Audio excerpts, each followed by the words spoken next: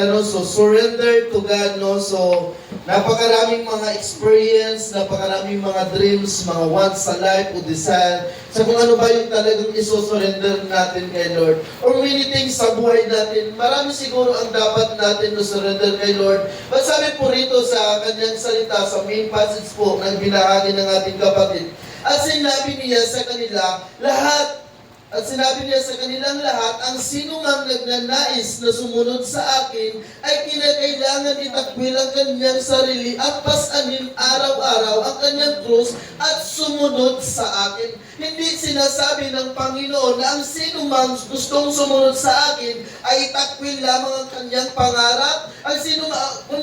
Hindi sinabi ng Panginoon na ang sino mang gustong sumunod sa akin ay itakwil lamang ang kanyang nais sa buhay. But i-mention dito clearly, church, na sinasabi ng Panginoon na if we want to follow Him, we must surrender ourselves, yung sarili natin. Hindi yung 50% ng sarili natin, hindi yung sinasabing 70% ng sarili natin, but 100% ang gusto po ng Panginoon that if we want to follow Him, gusto po ng Panginoon na itakwil natin ang ating mga sarili, sapagkat gusto po ng Panginoon that if you want to follow Him fully, 100% po ang kanyang nais po, 100% ang gusto po ng Panginoon. Diba? If you want to love one another, kung meron kang isang tao na minamahal, di ba? Napakasarap na mapil niya na minamahal mo siya 100%, di ba? Na minamahal mo siya 100%. Sa kung sino man siya o kung ano man siya dahil minahal mo siya at gusto rin po ng Panginoon na magkaroon tayo ng desire sa Kanya na sumunod 100% at itakwil ang ating sarili dahil ayaw po ng sarili natin na sa kalooban ng Panginoon o ayaw ng sarili natin na sundin ang kalooban ng Panginoon. But kung siya ang naghahari sa buhay natin, magagawa natin ang Kanyang kalooban sapagkat ang sarili natin, gusto lang sarili natin kagustuhan, yung sarili natin gusto lang natin sarili lang ang masunod at hindi natin nasusunod kung ano ang kalooban ng Diyos. At kung tayo po ay pupunta doon sa Matthew chapter, Matthew ba yun? O Matthew or Mark?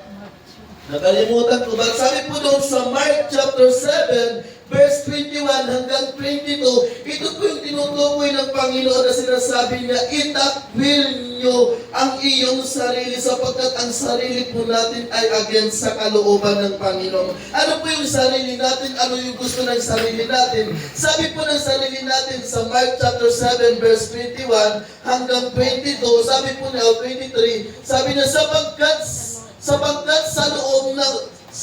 sa loob sa puso ng tao, nagmumula ang masamang isipang nag-uudyok sa kanya upang makiapid, magnakaw, mamatay, mga lunya, mag-imbot, gumawa ng kasamaan tulad ng pandaraya, kahalayan, pagkaingit, paninirang puri, pagmamayabang at kahalagaan. Ang lahat na masamang bagay nito ay nanggagaling sa puso at dahil sa mga ito'y nagiging marumi ang tao. So ayaw ng Panginoon, nagsumunod tayo sa Kanya dahil lamang sa pangarap natin o dahil lamang sa good ang mood natin. But gusto po ng Panginoon sa panahon na tayo'y nag-decide, I don't know kung when ka nag-decide kay Lord, but I decide kay Lord 2015, December, nakalimutan ko. Basta Christmas party yun, no? That day I follow, nalimutan ko pala. December 2015, I decided to follow God 100%. At sa panahon na ikaw ay nag-decide kay Lord, gusto po ni Lord 100% na ikaw ay susunod sa Kanya. Many people, Lord, gusto kong sumunod sa iyo kasi gusto kong maabot ang pangarap na ito. Lord, gusto kong sumunod sa iyo, maglingkod sa iyo, kasi gusto kong makapagtapos ng pag-aaral. O Lord, gusto kong sumunod sa iyo dahil marami kaming makakain ngayon. Pero sa panahon na siya ay nagkaranas ng problema, nakalimutan na ang Panginoon. But remember po, sabi po ng ating kapatid na kanyang ibinahagi dito sa Marcos, sa Lucas, sabi po niya rito na sinasabi ng Panginoon, at sinabi niya sa kanila, lahat, ang sino mang nagnanais sumunod sa akin ay kailangan itakwil ang kaniyang sarili. Sa panahon po na gusto po ng Panginoon na ikaw ay sumunod sa Kanya, kailangan itakwil ang iyong sarili. Na hindi na ikaw yung nasusunod, na hindi lang yung kaparaanan ang magagawa, na hindi ang kalooban mo ang laging masusunod, na hindi lagi ang iyong emotion at ang iyong feeling ang iyong susundin, but kalooban ng Panginoon. Kasi ang kalooban natin, ang emotion natin, ang feeling natin, sometimes sa umaga okay, sometimes sa hapon okay, pag kinabukasan hindi, pag kinabukasan aburido, pag kinabukasan high blood. Ganun po ang sarili natin. But sabi po ng Panginoon, ang sino mang nagnanais ay kailangan itakwil ang kanyang sarili. Sa panahon po na kayo'y nakaranas na sumakay ng isang motor o ng isang sasakyan, sino yung nasusunod? Yung sakay o yung driver? Iba yung driver. Ganun po si Lord sa buhay natin. If we want to fully surrender to the Lord, siya yung mag-drive sa buhay natin na kung saan ang kanyang kalooban ang masusunod. At take note po, church, ito ang magandang bagay kapag tayo o kapag hinayaan natin si Lord na siya ang mag-drive sa buhay natin. Na sabi niya sa Jeremiah chapter 29 verse 11, For I know the plans I have for you. Declare the Lord, sabi niya, declare niya, ikanyang diniklara na kapag siya ang masunod sa buhay mo, na kapag siya ang manguna sa buhay mo, mapupunta ka sa magandang kinabukasan. Ayaw ni Lord na makapunta ka sa kapahamakan. Ayaw ni Lord na magdanas ka ng kahirapan. Ngunit dahil hindi natin sinurrender sa Kanya 100%, sa panahon na tayo nakaranas ng problema, doon na tayo nahihirapan. But take note po mga kapatid, even ikaw ay susurrender kay Lord o hindi, makakaranas at makakaranas pa rin tayo ng problema. Ngunit ang kagandahan, kapag hinayaan natin si Lord sa buhay natin, gusto ni Lord o pangako ng Panginoon na mapupunta tayo. Sabi niya, For I know the plans I have for you, declares the Lord, the plan to give you hope and future, the plan not to harm you. No, sabi po ng Panginoon, ang plano ng Diyos ay magandang buhay para sa atin. No? At sabi po ng Panginoon, itakwil ang kanyang sarili at sabi niya, itakwil ang kanyang sarili, pasanin araw-araw ang kaniyang cross. No? Gusto po ng Panginoon na hindi lang sa panahon na tayo sumunod sa Kanya, ay tinakwil natin ang ating sarili o hinayaan lang natin ang Panginoon. Kundi sabi po niya, pasanin ninyo araw-araw ang krus. Ano pong ibig sabihin ng krus? Hindi yung magpapasan ka ng krus yung tag 50 kilos na kahoy, no? But sabi po ng Panginoon, sabi niya sa kanyang salita, kanyang sarili, pasanin araw-araw ang kanyang cross. The meaning of cross is two things lang po. The meaning of cross is your faith and Jesus. Your faith and Jesus. Saan yung pananampalataya kay Jesus pa rin? But sabi niya, pasanin mo araw-araw ang iyong cross. Kung mapapansin po ninyo, sabi po, nagsalita na po sa Joshua chapter 1 verse 8, anong sabi ng Panginoon sa kanyang salita? Don't forget, imitate the word of God. Kung pagbulay-bulayan mo ang salita ng Diyos araw at gabi, di ba? At sabi rito, pasanin mo ang iyong cross araw-araw. Ang gusto po ng Panginoon na sa pagkagising mo sa panibagong umaga, sa pagtulog mo sa pagtapos sa isang araw, gusto po ng Panginoon na siya ang kasama mo, na magsisimula ka sa kaniyang salita, na magtatapos ka sa isang araw sa kaniyang salita, sapagkat gusto po ng Panginoon na mapasan mo ang cross na kanyang ipinagkaloob ang iyong pananampalataya sa Panginoon. Sabi po, last Sunday ng ating one verse po ng Hebrew chapter 11 verse 6, it is impossible to please God without faith, no? Kaya kung hindi po natin mapapasan ang ating pananampalataya, hindi natin nadadala ang ating pananampalataya, hindi natin nagagamit ang ating pananampalataya, doon lang natin hinahayaan ng ating sarili ang masunod at hindi ang kalooban ng Panginoon. At sa panahon na doon ka nagpatuloy, doon ka nadapa, sasabihin mo pa kay Lord, Lord, bakit mo ako iniwan? Lord, bakit mo pa ako binabayaan? But sabi po ng Panginoon, itakwil ang iyong sarili, pasanin ng iyong cross. O sabi niya, pasanin araw-araw ang kaniyang cross. Gusto po ng Panginoon na samahan o kasama mo siya sa lahat ng aspeto ng buhay mo. Yan po ang ibig sabihin ng true surrender. Ang pag-surrender kay Lord ay hindi lang sa panahon na ikaw ay nasaktan. Ang pag-surrender kay Lord ay hindi lang sa panahon na ikaw ay okay. Ang pag-surrender kay Lord ay hindi lang sa panahon na meron kang kalamidad sa buhay o meron kang problema sa buhay. Ang pag-surrender kay Lord ay hindi lang sa panahon na ikaw ay nadapa o nagkamali. But we must surrender to the Lord. Sabi niya, surrender to Him at pasanin ang kanyang cross araw-araw. At sabi pa niya, at kailangan itakwil ang ating sarili at sabi, at sumunod sa akin. Many people today who want to follow God, pero maraming nakapasan sa buhay. Maraming nakapasan ng pride, nakapasan ng problema, nakapasan ng pangarap, nakapasan ng mga alalahanin sa buhay. But remember po, sabi even the Matthew, sabi, huwag mong alalahanin ang bukas sapagkat ang bukas ang mag-aalala sa Kanya.